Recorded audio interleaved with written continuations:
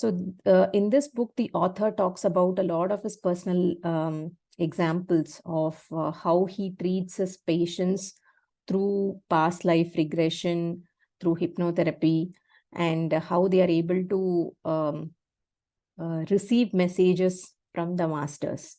So if you are a very logical minded person, you would find it very difficult to, even believe or accept some of the topics being discussed. But if you keep an open mind and read, you will find a lot of interesting perspectives about life. So maybe at least about 5-6 years back, I was, a very logical person, very analytical person. Only if I see it, I would believe it. That sort of a mindset was what I had. But then slowly I started to open up and embrace these concepts, which may not be easy to accept at the first glance. Let me share my screen. Okay. So just imagine that you are in a dark room. Okay. So you are in a dark room and you have a small torchlight. Okay. So now if you are in the dark room and you are switching on the torchlight, you will only be able to see one corner of a room, right? And the things that are placed in that corner. But it doesn't mean that there are no other things around you, right? Your perception or your vision is only able to capture what is there in that corner of the room, right? So what yoga philosophy and many of our ancient texts also talk about is that our goal is to be able to increase our depth of awareness. Okay, so where the range of awareness, depth of perception. So these are the things that we should focus on as we move forward in life, where we don't think about, okay, if I see it, only then I will believe it, right? Rather, we start increasing the range of the light coming from the torch. Okay. Yeah. So how do we do that? We increase our intuitive abilities, and we also start to experience that there are more ways to see than what we see only with our eyes or what we experience only with our 5 senses. So that is the goal. So there is so much more that we are not able to perceive yet. Our ancient sages, saints, they had that extrasensory perception, they had that intuitive abilities to predict what would happen, to see what is happening somewhere else, right? So we all have that inherent abilities, but over time we have lost that capability. But we can still get in touch with those mysteries, with those intuitive abilities to increase our range of perception, right?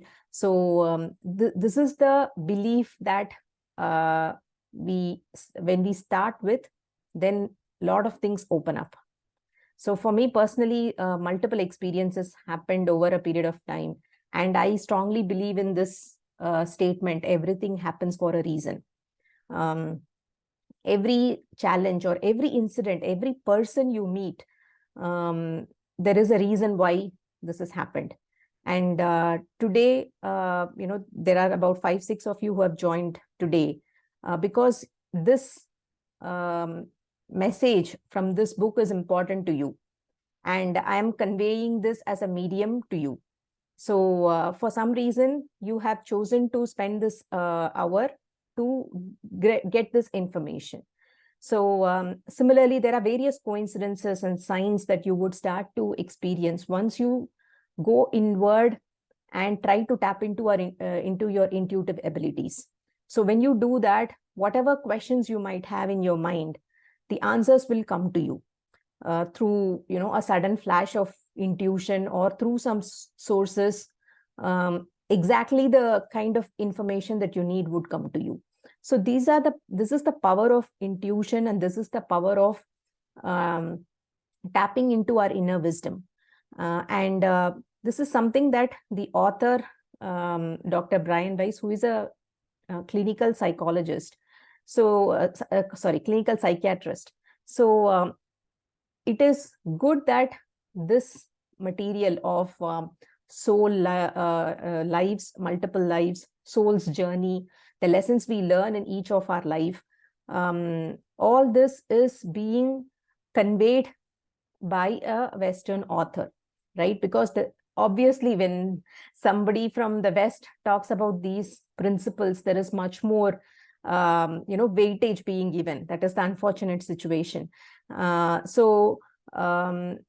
if you see more and more of today's generation, we are experiencing a state where you might have heard of this acronym called YOLO. You only live once, right? So people start to overindulge, overstimulate, thinking that, oh, there is just one life, let me enjoy. It's not true. There are multiple lives. So whatever consequences we bear because of the YOLO mindset, we would come to face it either in this birth or in the subsequent births. So his previous book, that he has written many books. The book that I had read was this Many Lives, Many Masters, which is one of the popular books of him. And that is where he talks about his introduction or his journey into this whole treatment using past life regression and hypnosis. That is also a very good book. And this book, Messages from the Masters, is sort of like his experience gathered over 20, 30 years, where he uses this concept, this application, and treats multiple patients. So there are a lot of very interesting stories throughout this book.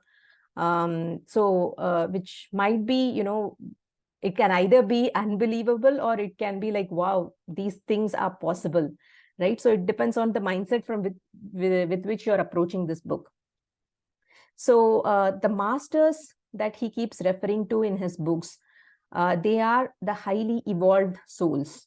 Okay, they may not be in physical form on this physical plane on earth, but they are somewhere in between, where they are so even in our shastras, they talk about there are 7 planes of existence. So they are in a different level or a different plane, where they have finished all their karmas. They have cleared all the lessons or tests that they need to pass in their lifetime, but they chose to remain in that non-physical plane to help the souls in the physical plane to rise above, to give them the right messages they need to hear. So many times when you're in a deep state of meditation, or when you are like in a contemplative walk, suddenly you see a flash of insight coming to you, right? So these are nothing but the messages that the masters are sending to you. So the author talks about 2 things in this book. One is, he gives us a reminder to return to what is important. Important in the sense the characteristics are our natural traits like love, peace. How do we practice spiritual philosophy and journey, and how do we imbibe the concept of eternal life, right? These are the things that are very important, and we need to have this constant reminder to return to these ideas, and also put aside what is not important, be it our material goals, ego, desire, ambition, violence, fear, right? Worry, hatred. These are some of the things that are not our natural state. And we consciously remind ourselves to put these aside and focus on what is important. So this is sort of like the crux of this book as well. Talked about through various stories, various personal anecdotes by the author. So in terms of the core principles, I would say that this book talks about 5 principles. We'll go through one by one. Okay, so first and foremost, life is a cycle. Okay, so it's not like a linear path where you're born, you live your life, and then you die, and that's it. No, that is the linear path. But what life is, it is a cycle. So we keep coming back, we keep returning to different lives so that we can learn certain lessons. So he says that our lives are not the result of random actions and events. Things are not happening randomly to you. They are carefully scripted. Okay, so it is being said that we design our life. As in, before we are born, we design how our life is going to be. What are the lessons we want to learn, right? So think about your enrolling yourself in a school where you have the choice to choose your electives. Okay, so you choose, I want to learn this subject, I want to learn that subject, right? So that is how we decide, these are the lessons I want to learn in this lifetime. Okay, so this is how we carefully script our life. So in context of the cycle of life, he talks about one story about a person named Andrea. So she has a brother named John. So when John was born, he was born as a premature baby, and the mother had almost given up hope. So the mother was like, I know this boy is going to die. So she didn't want to connect with him. She wanted to maintain that distance because she doesn't want to lose him. I mean, she doesn't want to feel the pain of loss. So that is something that Andrea was recollecting from her when she was thinking about her childhood. These are some of the memories that came to her. And over a period of time, after John recovered and he was growing up, even during the childhood, the mother was very protective of John. So when Dr. Brian Weiss hypnotized and took her back to past lives, in the past life, Andrea's mother was still the same person, and now her younger brother John, he was her elder brother in the previous life. And during that time, he was lost due to a gunshot or some battle, and he passed away all of a sudden, and the mother was not able to process that loss. So even in the subsequent life, she held on to that pain, she held on to that grief. And that is why when he was born premature, she was like, reluctant to connect with the newborn, because she knew that, she would lose him. So these are some of the, many stories are being given. I've just picked one example. So this is how our past lives influence our current emotions and our current choices. So from this story, so for every story, there is sort of like a takeaway or a message. So for this story, what he says is that do not carry fear of loss or sadness of loss, because souls always reunite in subsequent lives. And we are not just this individual bodies, we are eternal souls, and we travel beyond space and time, and we exist throughout eternity. So this is the message that he conveys through this example. So as we go through our life and we try to understand our past life lessons or past karmic debts that we carry, we will remember our goals for the current life. So why have we come here, right? So this is something that we can understand through the other book, the Why We Are Who We Are. So if we know what experiences we went through in the past, we will know what are the goals that we need to accomplish in this life. And does that mean that everything is predestined? Everything is like, you don't have any choice, you just go with whatever is destined? No, he says that destiny and free will coexist and they are complementary to each other. So whenever a situation might arise, the probability of a situation might be higher.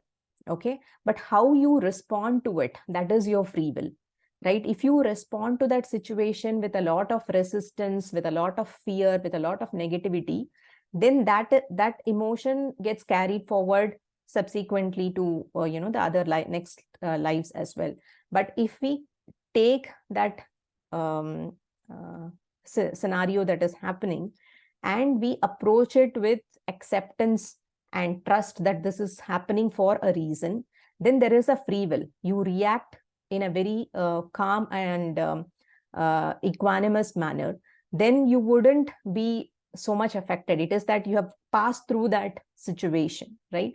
So the other important aspect is that now we are very closely associated with say our gender, or our religion or caste, or economic advantage, right?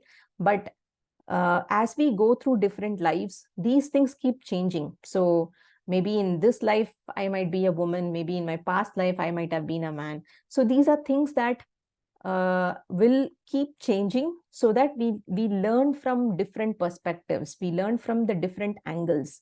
So this is something to keep in mind, so that we don't strongly hold on to any sort of identity. So this is the core premise of how should we understand the cycle of life. Then he moves on to talking about infant and early childhood. This is like very, very interesting for me, because he talks about how early childhood, in fact, at the fetus level, when the child is in utero, right? So they can perceive the feelings and emotions that are happening around them. First thing the child would want to know is that, am I being loved? Am I being wanted? So that is the emotion that they try to capture. Okay. So, and also though the physical body of the child might be inside the mother's womb, but the soul keeps coming in and out of the body. And it is able to see what are the experiences that are happening outside. So there are a couple of examples where a mother talks about, where a person talks about how when he was in utero, when he's about to be delivered, how he is able to see the reactions of the parents, the families, even people around in that hospital, the doctors, the reaction of nurses, right? So the soul is able to perceive all these emotions happening outside. So which means that the consciousness exists even before birth, and it is actively engaged. It is capturing the feelings and emotions happening outside. So that is why even in our culture, there is this Garbh Sanskar, where people have given more importance to the mindset of the pregnant mother, how the kind of thoughts that the mother has an impact on the baby, right? So this is somewhat a related concept. So I spoke about this, how we enroll into a school, right? So we choose the curriculum, we choose what we want to learn. So he gives an example where, you might be or you might be like exceedingly good in compassion, but you might be very weak in courage, right? So then you will choose this birth to practice courage. So you might be put in difficult situations where the only option for you is to gather your inner courage and face that situation. So this is how the curriculum gets devised by us. So that I felt is very interesting. So every birth, every life, there are certain lessons that we have come to learn. He then goes on to talking about karma, and karma is not a punishment. Okay, so many times we think, oh, karma means it is a punishment, there is something negative, but it is all about learning. So every thought, every action, there is a consequence that is awaiting, either in this birth or in the subsequent birth. So if we change our mindset to look at karma as a way to practice love, to practice forgiveness, and it helps us to make up to those who we might have wronged in the past. So there's another beautiful story that the author talks about. He talks about this person named Elizabeth. So Elizabeth is she's one of the triplets, and her mother was She was a very strong, self-reliant, independent woman. So she would, help everyone who asks for help, but she wouldn't be ready to receive help. She has that ego or the pride that, I can take care of myself. I am self-reliant.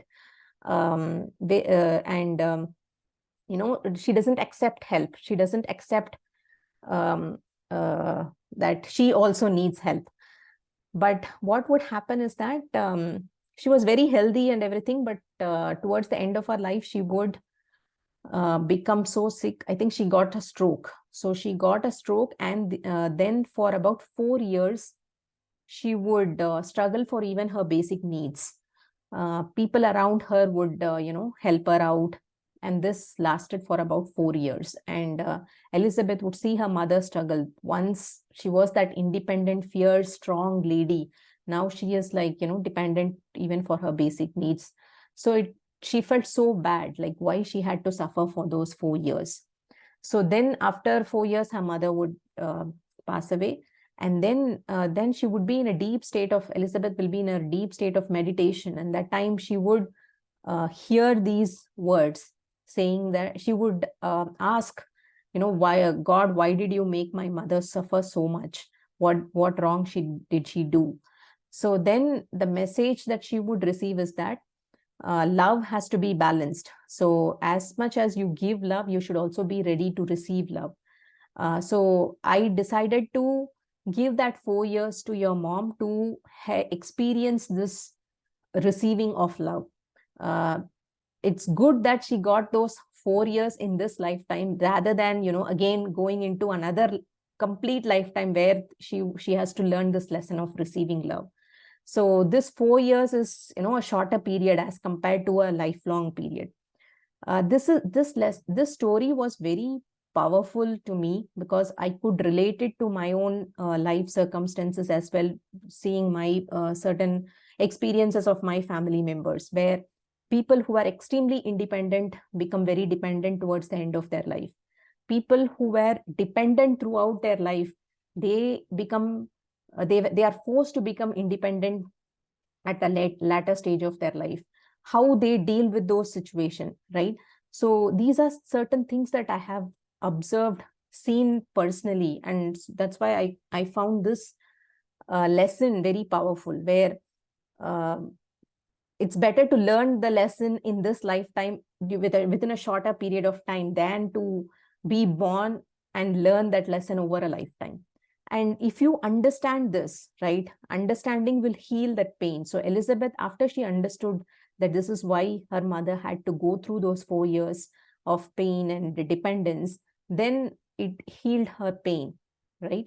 So that is why when we start to question why this is happening, what is happening, how things are linked, it gives a lot more understanding and it gives us more peace.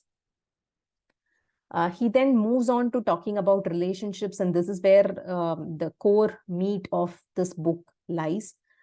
He says that relationships are like a living laboratory. It's like a field test where if we are sent to learn certain lessons, this is where we can check ourselves whether we are learning the lessons that are, that we ought to be learning. So when you see that there are more obstacles in relationships, then it means that you can also shift your perspective. Instead of saying that why me, why am I going through so much of suffering, if you shift that perspective to saying that if there are more obstacles, then there are more chances of learning. Maybe more of my karma is getting deducted, right? So this is one of the, a mindset shift that one can approach with. And sometimes when our life is difficult, we can also think this way, where it is us who might have chosen a difficult life in this lifetime so that we could accelerate our spiritual progress. More lessons can be learned and more progress can be made. And whenever we are put in a tough situation, we become more vulnerable and easily hurt when we keep depending on the other person's behavior and actions, right? This is a very powerful statement, because many times feelings of security, feelings of happiness, we are waiting to receive from the other person, right? So that is where the chances of getting hurt are more. So relationships are the main source of learning. So relationships, not just with our close family, it's also relationship with our friends, with our neighbors, with our colleagues. All these are like a laboratory to test what we have come to learn and whether we are making progress. And we also come around again and again with the same set of people. But the relationship might change. He has given many examples where mother would be born as a son in the next birth. Some interesting examples. And many times there will be certain things that are revealed to you, right? Coincidences, signs, things that you might see repeatedly, right? What is revealed to you is what is important to you and what concerns you.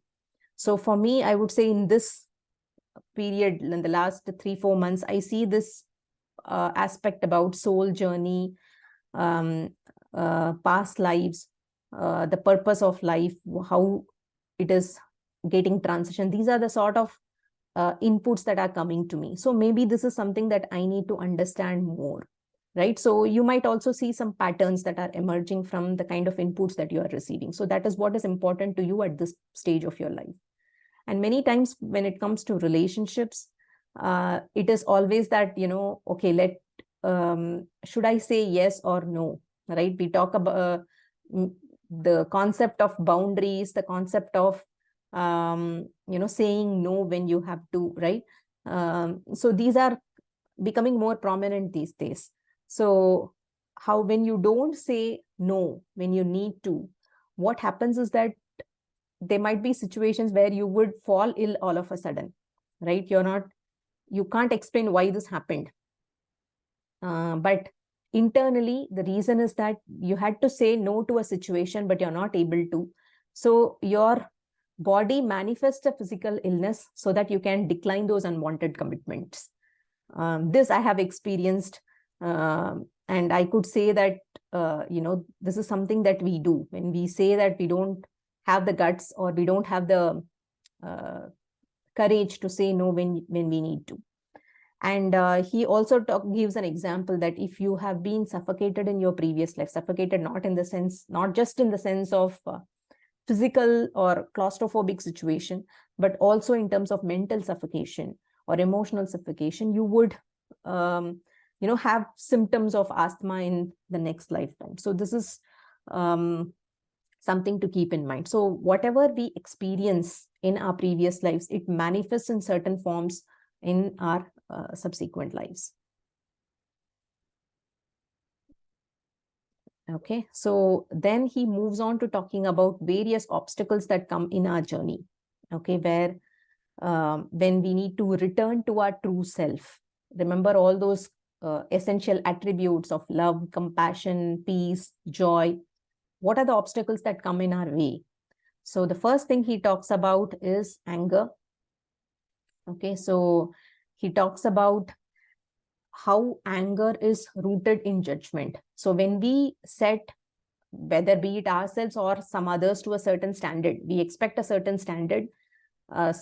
Somehow we have fantasized about the standard, and we apply them to everybody. And that is where, if that standard is not met, we feel angry. Anger is also a defense against protection or defense against our ego. When we have a higher sense of ego, there is more anger because we have to protect that sense of self. It is also a defense against our fear. We don't want to seem vulnerable to others. We don't want to show our fears to others. So we use anger as a protective shield. Guilt is also a form of anger. It is a form of self-anger. We set ourselves to a certain standard, and if you're not able to meet that standard, we feel guilt, right? We feel that anger is turned inwards towards us. The third obstacle he talks about is fear. Fear is more about the walls we put around ourselves, right? We fear certain things based on beliefs, based on our past experiences. So he says that if you are fearing something now, it means that event has already happened in your life. You have either in this life or in your past lives. So for example, if it is like a fear of loss of loved one, it means that either you have experienced that situation in this life or in the past life, and we are projecting those fears onto the future. So he says that what you're fearing has already happened. It is finished. So you don't have to worry about it now. So it is best to understand, go deeper into the concept of fear. What are the things that we hold on to it, right? You might also see people who are, extremely arrogant, but underneath that arrogance is a sense of fear, right? So all this sort of understanding will help us to slowly let go of fear. It'll also help us to understand why the other person is fearful, why the other person is arrogant, right? What are the sort of walls they put around themselves? It all stems from the root of fear. Next obstacle is having a closed mind. Why do people close their minds? Because the fear of unknown, right? They don't want to think about something that they have not yet experienced or perceived. So they keep their minds closed. But only if we keep an open mind, we'll be able to receive knowledge and process that knowledge from different sources. So even a concept like a soul journey or receiving messages from the masters, these are all coming from experiences, right? So we might read many books, but once we experience it, then it becomes more stronger. So if we keep an open mind, we'll be able to understand what is written in these books or in any other sources, and then that experience starts to come. So that is why an open mind is very important. And then he moves on to talking about jealousy, where he says jealousy is like a poison to the soul. Um, it is like we always compare ourselves, compare the things that we have with things that other people have. So the basic fundamental lesson is that we do not take our things with us when we die. What do we take? We only take our actions and the consequences of those actions. So it is not worth spending our energy towards worrying about the things that other people have. Let me stop recording now.